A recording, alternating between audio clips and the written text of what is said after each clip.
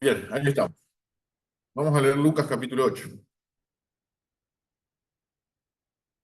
Lucas capítulo 8, Evangelio que escribe el doctor Lucas, un médico que acompañaba al apóstol Pablo y además se destacó por ser un gran historiador, donde con mucha diligencia estuvo examinando un montón de cosas.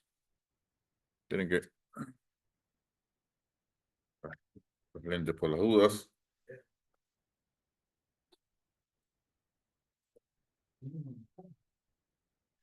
porque en algunos casos la lectura ya a la vista no es la misma, así que vamos a ayudarnos un poquito con los lentes. Bien, Lucas capítulo 8, versículo 26,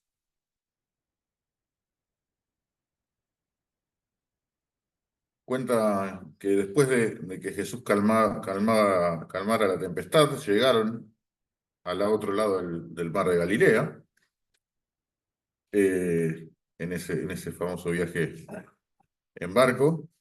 Y bueno, y dice que en el versículo 26 dice lo siguiente: arribaron Jesús y los discípulos a la tierra de los Gadarenos, que está en la ribera opuesta a Galilea.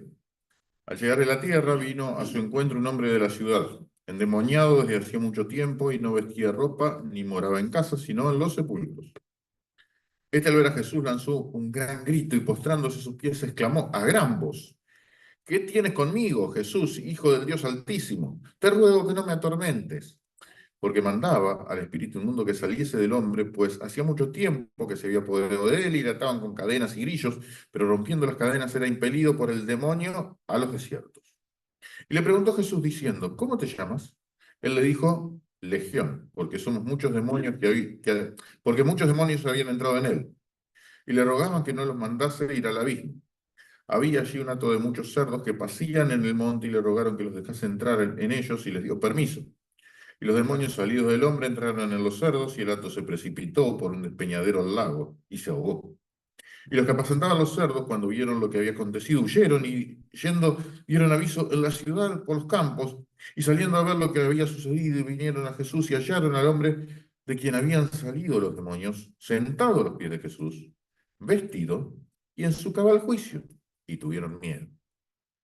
Y los que lo habían visto les contaron cómo había sido salvado el endemoniado. Entonces, toda la multitud de la región alrededor de los Gadarenos le rogó que se marchase de ellos, pues tenían gran temor.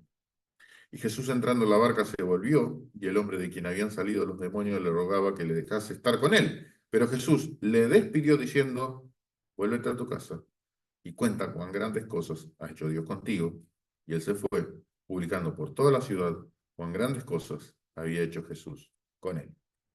Bien, ahí lo tenemos a Jesús con sus discípulos en la región de Gadara, orilla oriental del mar de Galilea, ya estaría fuera de los límites de lo que se consideraba Israel. Era un territorio gentil, territorio no israelita. Por eso llama la atención que en el relato aparezcan cerdos, por ejemplo, que había gente cuidando cerdos. Los judíos no comían cerdo, era un animal inmundo para ellos, pero esta era una región gentil. Entonces ahí aparece gente cuidando ganado porcino y atendiéndolo. El relato nos cuenta de un hombre que dice que estaba endemoniado. Se había convertido en un sujeto peligroso, un bicho así. No sé qué pasa acá. Esperen. Bueno, denme un segundo.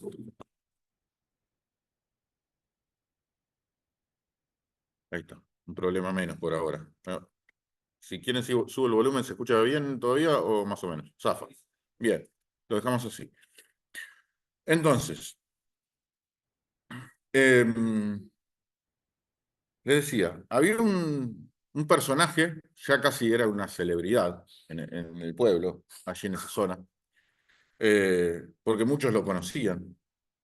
Era famoso y realmente representaba un problema para la sociedad donde vivía, que era un hombre que estaba endemoniado. Vale decir, un hombre que sufría no solamente la influencia de potestades demoníacas, sino que su situación había sido de tal magnitud y de tal gravedad, quizás no sabemos cómo, de qué manera, pero las puertas que abrió en su vida seguramente fueron tan grandes que ya los demonios habían tomado posesión de su voluntad, de modo tal que él no podía decidir por sí mismo, ¿sí? Era un caso de extrema gravedad. De hecho, cuando Jesús lo libera, él dice que no era un demonio el que lo atormentaba, sino que era una legión, ¿sí? Porque eran muchos.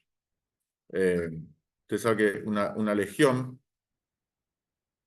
se considera Esperen que acá también surgió algo, perdón. Ahí está, esperen que acomodamos una cosita. Una legión se consideraba en la época donde vivía Jesús como una especie de equipo de soldados, de 6.000 soldados. ¿Sí? Una legión estaba compuesta en los ejércitos romanos por 6.000 soldados. No necesariamente eran 6.000 demonios, quizás sí, quizás no, no lo sabemos. Pero la referencia del término es esa, ¿sí? Era una cuadrilla, entre comillas, o una división de 6.000 soldados, eso era una legión para el ejército romano, y estos demonios se identifican como una legión, que estaban atormentando a esta persona. Obviamente era un sujeto violento, como decíamos, era peligroso, estaba alejado de la ciudad, ahí se cuentan ahí algunos detalles que lo querían atar con cadenas, con grillos, él rompía todo, no había manera, evidentemente la fuerza que los demonios le otorgaban no era una fuerza propia, no era una fuerza física, era una fuerza que venía de los poderes demoníacos, ¿sí? Y bueno, él se había convertido en una celebridad en la zona, en un personaje muy, pero muy tristemente célebre. Nosotros a veces tenemos en las ciudades así chicas como la nuestra celebridades o personajes de la calle que los conocemos y que a lo mejor son personajes conocidos, queribles, no sé. Hay algunos que hace mucho que no se los ve, no sé, había uno Monedita que pedía moneda, ¿se acuerdan? Bueno, Germancito que lo teníamos por acá cerca.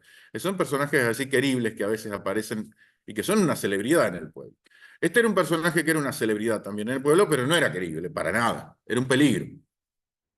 Eh, no sabemos de qué manera, como decíamos, llegó a esto. Eh, qué, digamos, qué situación vivirían los familiares, tampoco los evangelios lo cuentan, pero indudablemente eso generaría un dolor enorme, preocupación, tristeza infinita para la familia, para personas que antes que lo conocerían de antes de pasar por esta posesión demoníaca, seguramente los afectos que él tendría, bueno, sufrirían mucho al ver su condición. Enormemente, enorme sería el sufrimiento. Bueno, ahí conocemos, el relato no deja demasiado lugar a duda de lo que pasó, ¿no? Él se encuentra con Jesús y Jesús tiene compasión de él.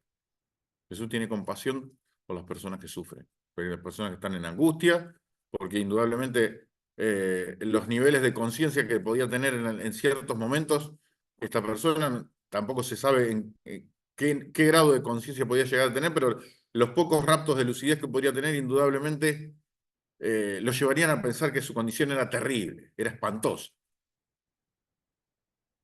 Entonces Jesús se compadece de él y realiza un acto de liberación donde, bueno, donde él, ustedes leen el relato, él le decía al espíritu inmundo que salga de él. Bueno, ahí incluso hay una especie de diálogo donde los demonios no querían ir al abismo, una cosa muy hasta tenebrosa, si se quiere. Eh, Le piden permiso para ir a un acto de cerdos que estaba pasando y bueno, Jesús le da ese permiso y el hombre queda libre. En paralelo, ustedes ven lo que pasa, ¿no? Que los demonios se van a ese acto de cerdos. El acto de cerdos, que eran unos 2.000 cerdos, estamos hablando de una cantidad de ganado importantísima. Imagínense 2.000 chanchos, una fortuna, ¿sí? Hablemoslo, pensémoslo en términos económicos y estamos hablando de una fortuna, realmente 2.000 chanchos. Eh, y los chanchos se van y se despeñan todos y se mueren todos ahogados. Entonces imagínense el cuadro de situación. Ahora bien, esa es la historia. Esa es la historia en sí misma, porque más o menos todos conocemos y podemos quizás ver algún dato eh, de los que hemos mencionado medio casi como al pasar. Pero fíjense, vamos a sacar un par de lecciones, 3 lecciones rápidas y creo que sencillas, pero que creo que nos hacen a todos muy bien. Primera cuestión. El versículo 27 dice que este hombre estaba endemoniado hacía mucho tiempo y no vestía ropa. También no vestía ropa hace mucho tiempo, aparentemente, según el texto original. Eh, pero después de la liberación, cuando saltamos al versículo 35, encontramos que las personas que estaban cuidando los cerdos salieron a ver qué había pasado, vienen a Jesús y lo encuentran a este hombre, y estaba este hombre sentado a los pies de Jesús. Estaba vestido y en su cama de juicio, y tuvieron miedo. Ahora, si este hombre andaba desnudo por todos lados y ahora parece vestido, ¿de dónde sacó la ropa? Usted se da cuenta que alguien, de alguna manera o de otra, eh, alguien se encargó enseguida de proveerle lo que necesitaba, porque ya no era un hombre que estaba bajo la influencia demoníaca, no era bajo la posesión demoníaca, era un hombre que estaba en sus cabales, y obviamente que debería sentirle una enorme vergüenza por hallarse desnudo, y enseguida alguien, no sabemos quién, quizás alguno de los discípulos, alguien del equipo de Jesús, o de qué manera, le provee lo que él necesita. La ropa para por lo menos cubrir su vergüenza y estar tranquilo, sentarse, estar en su cabal de juicio, y así aparece. Ustedes vieron que siempre se necesita ese amor práctico. Y sobre todo cuando una persona se va acercando al Señor, o llega al Señor, o se convierte, o está eh, en tiempos en donde todavía el mensaje del Evangelio le ha llegado, pero la decisión no la ha tomado, ahí se necesita siempre esa cercanía, esa perspicacia o ese acto de amor práctico y de acercarse y de llegarse a esa persona para cubrir alguna necesidad, que a veces no necesariamente es una necesidad espiritual. Puede ser, muchas veces lo es, una necesidad espiritual, pero a veces no. Este hombre no tenía, en ese momento, la necesidad espiritual más grande que tenía había sido satisfecha, pero tenía una necesidad física, digamos, crítica también. Eh, y, y decimos, el Evangelio de Jesucristo es un mensaje trascendente, profundo, es transformador, pero también va a estas cuestiones muy sencillas y muy prácticas.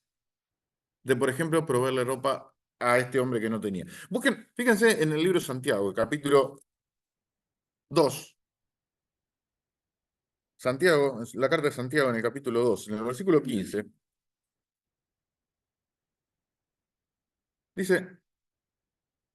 dice Santiago, podemos tomar el 14 también. Hermanos míos, ¿de qué aprovechará si alguno dice que tiene fe y no tiene obras? ¿Podrá la fe salvarle? Hay un tema con el tema de fe y obras que no es complejo, es verdaderamente sencillo, aunque a veces se arma mucho lío en vano. Eh, Simplemente las obras muestran la calidad de la fe que hay en una persona. No más que eso es lo que está diciendo Santiago, ¿sí? Pero bueno, a veces los seres humanos hacemos más lío de lo que debemos en algunas cosas. Pero fíjense que dice, si alguno dice que tiene fe y no tiene obras, ¿podrá la fe salvarle?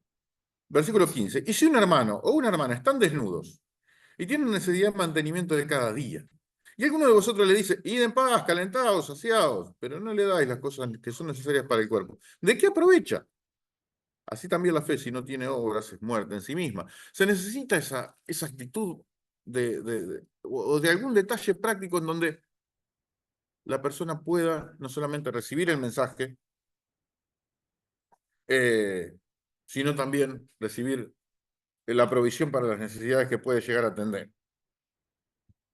Si las necesidades corporales no están satisfechas, es muy difícil que se le puedan presentar verdades que puedan resolver sus problemas espirituales. Porque la persona no está en condiciones, a veces en determinadas situaciones, hay personas que no están en condiciones de razonar, ni de pensar. No le da la cabeza por la necesidad física. Al menos es que no le da la cabeza en el mal sentido o en el sentido peyorativo. No, es en un sentido físico y real de lo que le sucede. Si una persona no tiene la mente en condiciones, las verdades que uno le quiere transmitir, esta persona no va a estar en condiciones de recibirlas. Decimos nosotros sí. No, pero lo importante es la salvación del alma. Por supuesto que es lo más importante la salvación del alma. Es una verdad de perogrullo, es una obviedad. Pero se necesita llegar con esa verdad a una persona que pueda recibir el mensaje, que pueda en sus completos cabales entender el mensaje del Evangelio y luego tomar su decisión. Por eso, bueno, decimos, no solo de pan vivir el hombre, a veces los medios que lo sacamos de contexto, ¿no?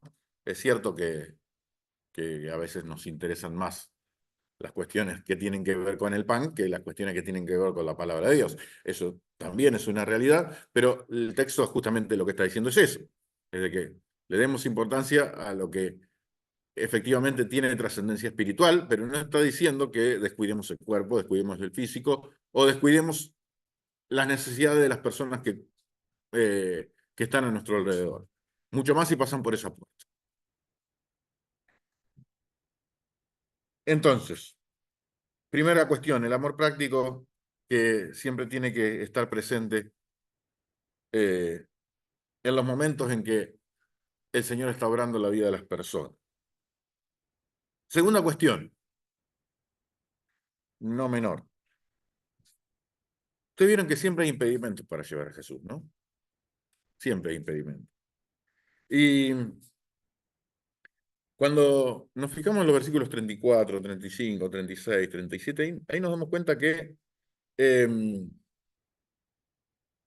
estas personas o las personas que vivían en esa región de Gadara, obviamente estaban mucho más preocupadas por la cuestión económica, que realmente había sido un impacto económico fuerte, muy fuerte, pero les importaban más estas cuestiones que la vida de una persona.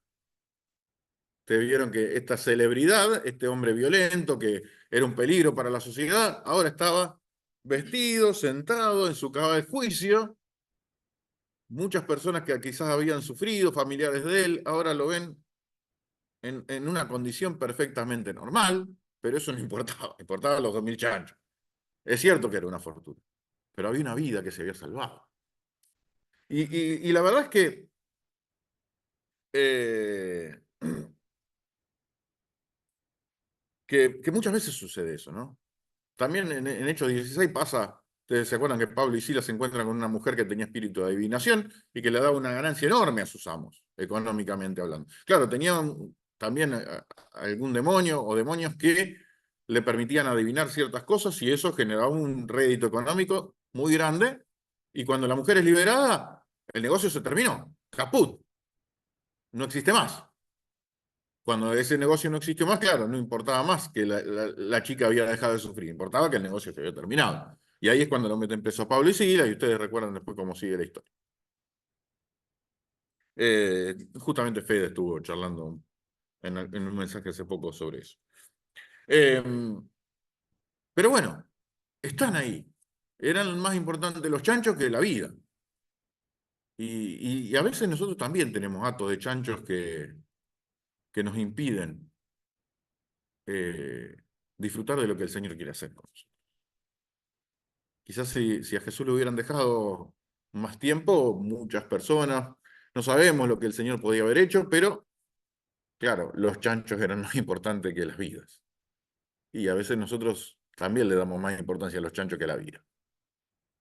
Eh, o sea, una actividad económica honesta, redituable, que funciona bien, no tiene nada malo en tanto y en cuanto no entre en un conflicto de intereses con lo que el Señor quiere hacer en nuestra vida espiritual. Por eso el Señor cuando en las cartas varias veces se dice, también en Apocalipsis, se habla de diferentes clases de personas que no entrarán en el reino de los cielos, ¿sí? Eh, y se habla de los fornicarios, se habla de los adúlteros, se habla de los avaros, se habla de los cobardes, se habla de los incrédulos. Nadie se va al infierno por un pecado específico, se va por no creer en el Señor. Pero sí, a veces, no a veces, en realidad siempre, hay algo, algún elemento por el cual no le dejamos al Señor que nos marque las condiciones. Porque en definitiva, la gran discusión es quién marca las condiciones. Si lo va a marcar Jesús o lo vamos a marcar nosotros. Y a veces siempre hay algo que hace que nosotros le marquemos las condiciones al Señor. Y cuando nosotros le marcamos las condiciones al Señor, hacemos desastre. Entonces, La reflexión que nos tenemos que hacer es, bueno, ¿cuántos gatos de chancho tengo en mi vida? Que impiden al Señor hacer quizás grandes obras que él desea y tiene ganas y quiere obrar, pero nosotros se lo impedimos. ¿Por qué le damos más importancia a los chanchos que a lo que el Señor quiere hacer? Última cuestión, última reflexión, última aplicación. Versículos 38 y 39. Fíjense que dice que el hombre de quien habían salido los demonios le rogaba a Jesús que lo dejase estar con él. Pero Jesús le dijo, no, lo despidió diciendo, volvé a tu casa, contá con grandes cosas ha hecho Dios contigo. Y él se fue publicando por toda la ciudad cuán grandes cosas había hecho Jesús con él. Eh, Muchas veces a Jesús le pedía a muchas personas que lo siguieran. Bueno, así fue convocando a los discípulos, a otras personas que se acercaban, le decían, bueno, seguime, dale, fíjate, vende todo lo que tenés y vení, seguime, bueno. Y ahí siempre había ciertas situaciones como las que mencionábamos recién, ¿no? Obstáculos para poder seguir al Señor. Eh, y muchas veces Jesús pedía que le sigan. Pero acá este muchacho lo quiere seguir a Jesús. Jesús dijo, no, pará, no te necesito a vos al lado mío. Te necesito que vayas a tu casa, que vuelvas y que cuentes cuán grandes cosas ha hecho el Señor con vos. Estábamos hablando de un loco peligroso, famoso, que todos le tenían miedo, violento, un peligro para la sociedad, y ahora se convertía en un evangelista de primera clase. Claro, Jesús necesitaba que él vaya a su casa y que cuente. ¿Qué mejor experiencia que esa para que justamente las personas que estaban cerca de él se dieran cuenta que Jesús era algo distinto, que verdaderamente cambiaba, transformaba las vidas? Y el ex endemoniado nos da una enorme lección y Jesús nos da una enorme lección también en su tratamiento con este ex endemoniado. Él tenía una gran voluntad de estar al lado de él y de seguirlo y de acompañarlo y de aprender cosas, pero Jesús dijo, no, pará, volvete a tu casa. Las personas más cercanas son las que más pueden dar testimonio de lo que el Señor hace en tu vida. Nosotros podemos decir un montón de cosas. Y acá, cuando nos reunimos, somos todo lindo, bueno, este, inteligentes, espirituales, todo. Podemos mostrarnos de cualquier manera, pero, y ahí están los niños otra vez, dando vueltas, se nos viene parte de la revolución, eh, que ya en cualquier momento ahí los van a frenar, me imagino. Eh, y como decíamos, las personas más cercanas, las personas que nos ven todos los días, las personas con las que interactuamos en todo momento, son las más autorizadas a dar testimonio de lo que nosotros hacemos o dejamos de hacer.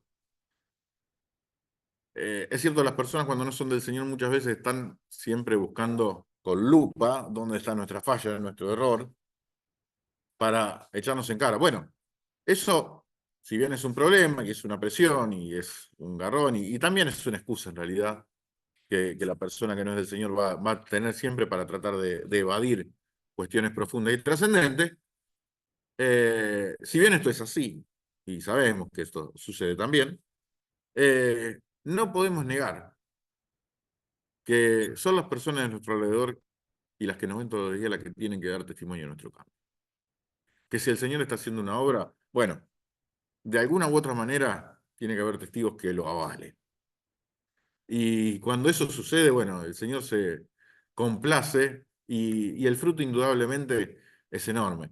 Ahí dice que Él se fue y publicó en toda la ciudad cuán grandes cosas había hecho Jesús con él. Claro, ¿cómo para no? ¿Y quién no lo conocía?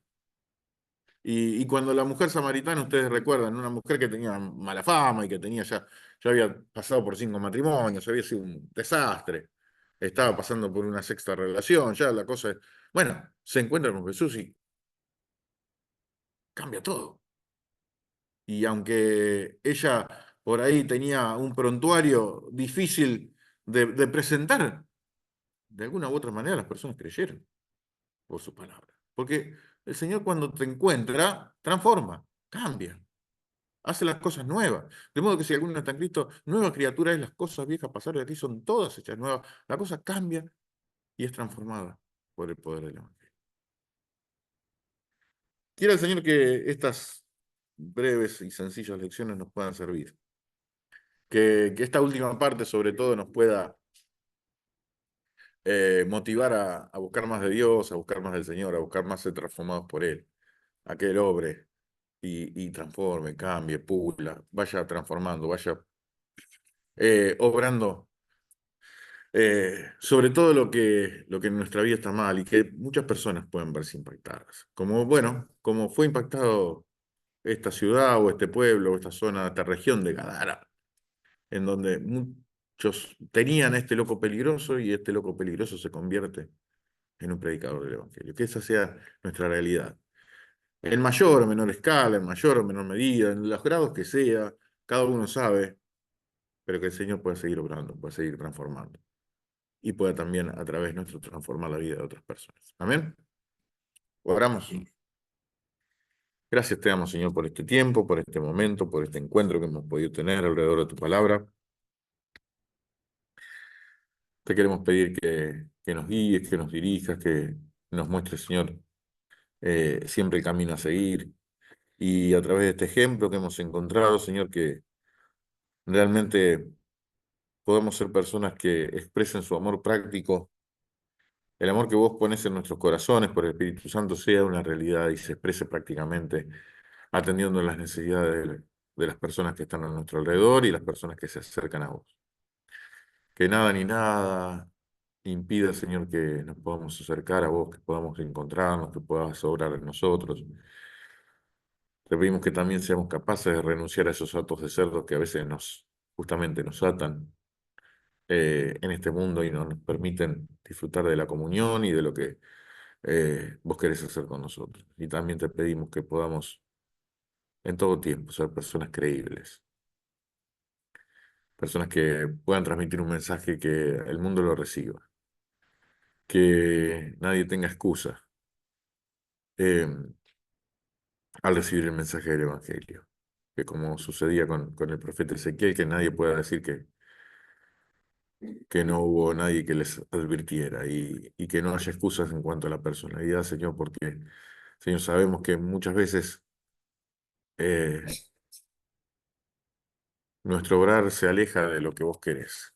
Y, y en esos casos, Señor, el mensaje no puede ser transmitido con fidelidad. Señor, te rogamos que nos guíes, que nos bendigas y que, Señor, que podamos estar cada vez más conectados con vos y ser purificados en tu presencia para ser eficaces a la hora de transmitir el mensaje. Señor, nos ponemos en tus manos una vez más. Te damos gracias una vez más por todo, por tus palabras, por el tiempo que hemos compartido, por el tiempo, los tiempos de oración, por tu obra. Señor, lo ponemos todo en tus manos, Señor, en el nombre de Jesús. Amén. Amén. Muy bien. Eh, lo próximo, las próximas actividades el sábado. Recuerden, las hermanas, 17:30 horas tienen la reunión. Los hombres tenemos reunión aquí a las 20 horas el próximo sábado. Recuerden el domingo, ¿sí? El domingo 22, tenemos la visita de Jorge Luis con el mensaje de la palabra y está la actividad de los niños que van a hacer su presentación en el mes de la Biblia, justamente sobre la Biblia. De eso nos van a hablar y nos van a mostrar todo lo que estuvieron trabajando. Así que bueno, será un tiempo precioso seguramente que podamos compartir el próximo domingo. Las reuniones son por la tarde, 19 horas la Cena del Señor, 20 horas la siguiente reunión.